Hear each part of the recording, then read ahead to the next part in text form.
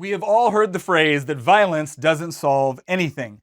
What I find so interesting is that in more and more of our discussions, a lot of people seem to think that violence solves everything, and they don't even realize it. We're going to talk about that today on Making the Argument, where we make the arguments to defend a free society.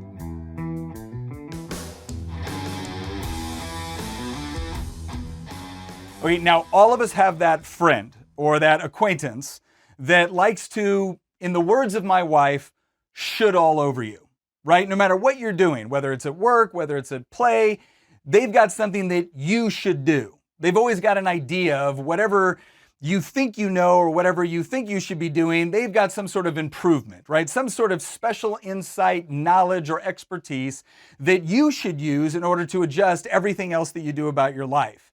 And in most cases, this person is mildly annoying, whether it may, again, be that friend, that coworker, maybe a family member, and you tolerate this because at the end of the day, they're offering advice, and maybe they have the best intentions. Maybe they're even a reasonably intelligent person.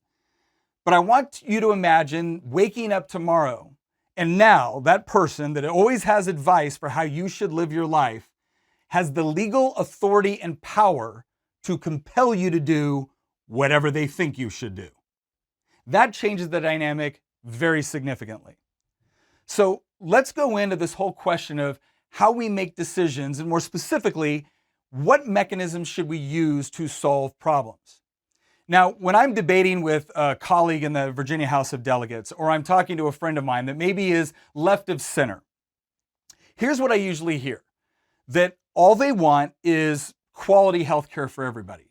All they want is for everyone to get a quality education. All they want is for everyone to be able to have the basic necessities to be able to enjoy their life. All they want is greater equity within society, greater equality within society. And here's what I find interesting. Nobody disagrees with that. I don't know a single person, despite where you are on the political spectrum, that doesn't want everybody to have a measure of happiness and freedom and access to products and services in order to make their life better. All of us agree on this, and yet we get into nothing but controversial debates about these very topics.